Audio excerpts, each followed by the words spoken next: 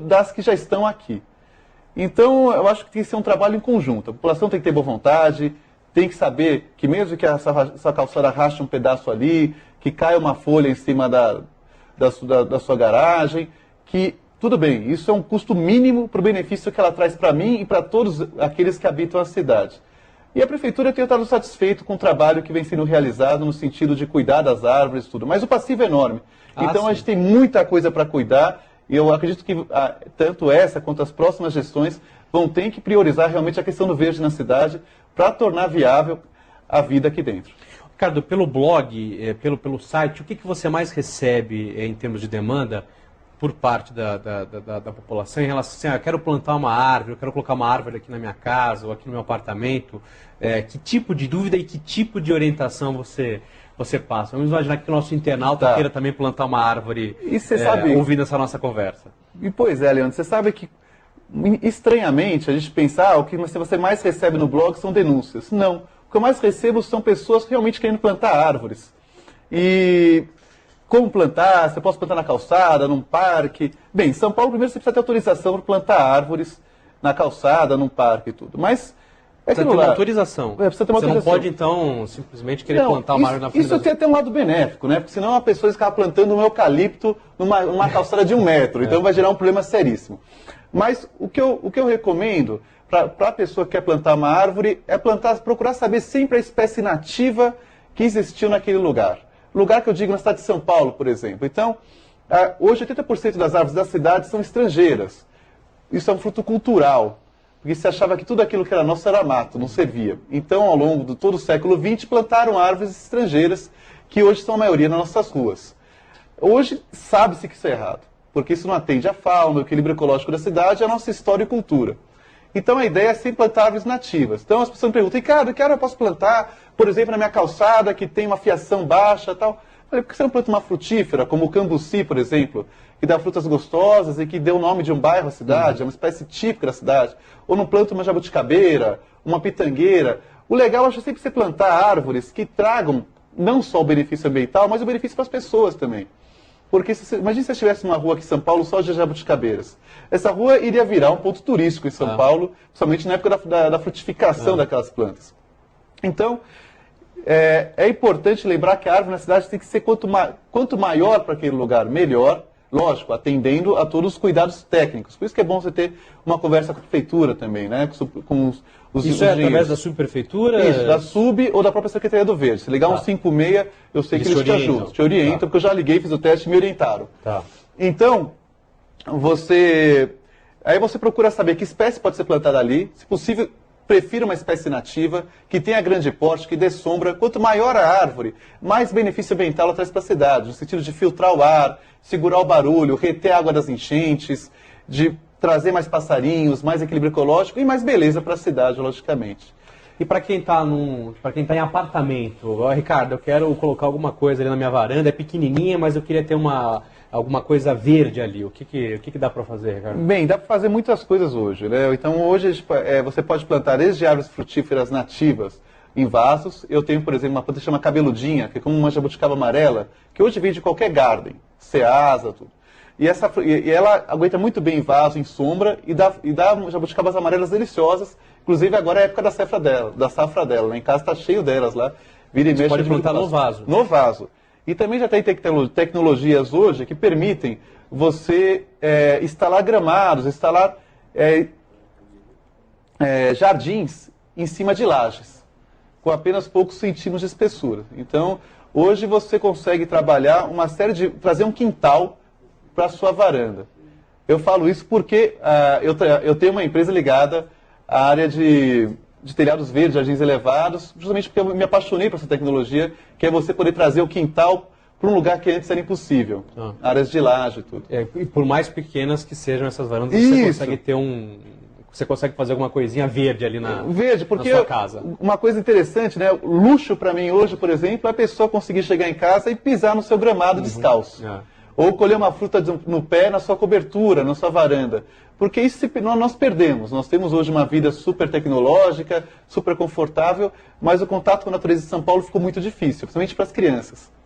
Ricardo Cardini está conosco aqui. Eu vou pedir novamente para a gente colocar o site, para você que quiser acessar, ter esse contato com o Ricardo, mandar foto, fazer suas perguntas, você acessa aí o site do Amigos das Árvores. Ricardo, eu queria falar uma outra coisa. A Prefeitura tem um cadastro das árvores da cidade de São Paulo? Existe esse trabalho? Ele chegou a ser feito? Vai ser feito novamente? O que você tem em relação a isso? Bem, o que acontece é que até muito pouco tempo atrás não existia praticamente nada a respeito do que são as árvores de São Paulo. Quais são as árvores que habitam a cidade? São Paulo tem uma arborização muito heterogênea, fruto até desse descaso de décadas passadas, ou seja, São Paulo foi muito arborizado até a década de 30, então eles tinham bairros inteiros verdes, como por exemplo o Pacaembu, aqui mesmo a região dos Jardins, Morumbi, e que essas árvores não foram sendo replantadas, elas foram desaparecendo, removidas, podadas, então criou-se uma arborização não homogênea como a gente vê em Paris, como a gente vê em Madrid. Criou-se uma árvore aqui, outra lá, aí uma árvore que a vizinha plantou, outra que o porteiro plantou, outra que o taxista plantou. Criou um pupurri enorme, né? E nem sempre de espécies adequadas. Então hoje a gente tem uma arborização muito heterogênea na cidade. E era uma questão urgente, essa de você começar a saber o que você tem para poder gerir, para não acontecer acidentes no começo do ano, como acontece toda a época de chuvas, para poder aumentar o verde da cidade, saber o que você vai ter que substituir. E agora a prefeitura está trabalhando um sistema que chama Cisgal, que é um sistema eletrônico, um software de gerenciamento dessas árvores, e parece que já começou a fazer em perdizes. Isso é importantíssimo, eu dou todo o meu apoio para isso, porque a gente precisa ter realmente um censo das árvores da cidade, para que a gente possa tornar São Paulo a cidade verde que a gente quer. O pessoal, pelo que você conhece, o próprio trabalho da prefeitura, o trabalho das concessionárias na hora de podar essa coisa toda, porque eu já ouvi muita gente dizendo, olha, o que eles fazem realmente, tem gente muito despreparada, acaba matando a árvore, a poda é feita de maneira errada. Isso acontece, há uma preocupação de treinar esses técnicos, né? Porque precisam ser pessoas que conheçam, né? Não adianta você simplesmente pegar uma pessoa qualquer e falar, ó, você vai ali podar aquela árvore, né? Então, eu vou falar como cidadão que observa, porque até porque eu não participo da prefeitura, não estou lá, não sei, mas o que eu percebo é que no passado se fez muitas podas erradas, muitas concessionárias de energia, que já é um absurdo, né? Isso eu falo para o presente agora, São Paulo ter todos os seus fios elétricos em cima da cidade. Isso aí, qualquer cidade desenvolvida, são enterrados. Por quê? A calçada é do pedestre e da árvore, mais nada. Ou seja, coisas que trazem benefícios diretos para a parte de cima. A parte inferior pode ficar com os encanamentos, os serviços urbanos, entre eles a eletrificação e a telefonia. Então, o que acontece é que, pelos fios serem todos super externos na cidade, a árvore acaba levando a pior. E muitas delas foram podadas erroneamente. E quando você poda uma árvore errado, você poda um galho maior do que esse, você está abrindo uma chance dessa árvore cair daqui a pouco tempo. Por quê? Ela não consegue cicatrizar muitas vezes com a casca aquela ferida feita. E aí dá espaço para entrar um fungo, para entrar o cupim, entrar um besouro, e isso vai acabar minando essa força da árvore, deixando essa árvore oca, e depois ela cai. Então a pessoa se acha esperta, fala, puxa, eu vou podar essa árvore porque está atrapalhando o meu comércio, a placa do meu comércio. A fachada. Então, a fachada. Então vai lá no domingo de manhã, que pensa que não tem ninguém, vai lá, manda um cara passar a motosserra e cortar uns galhões desse tamanho. Aí, trabalho feito, bacana, legal. Passam-se alguns meses, aquilo é colonizado por cupins, como eu já vi muitas vezes aqui em São Paulo. E aí dá mais um ano, o cupim come todo o interior daquela árvore e as raízes. E essa árvore acaba caindo em cima do comércio dessa pessoa. E aí ela vai culpar a prefeitura, vai culpar a árvore, falar que a árvore na cidade dá problema. Mas a poda é um problema seríssimo. Ela tem que ser feita por gente competente, por pessoas que saibam realmente podar essas árvores. Em cidades, por exemplo, desenvolvidas, as podas ocorrem quando os galhos são pequenos ainda. Porque ali dá tempo da árvore fechar e se formar a árvore para ela ficar adequada àquele ambiente urbano. Aqui o que parece, agora parece estar melhorando, mas o que era feito era, espera crescer tudo, depois a gente vai lá, decepa a árvore inteira, e aí daqui a 2 anos a gente volta para decepar lá de novo. Então, além de enfraquecer a árvore, você traz uma oportunidade imensa para essa árvore se deteriorar e causar um acidente grave depois.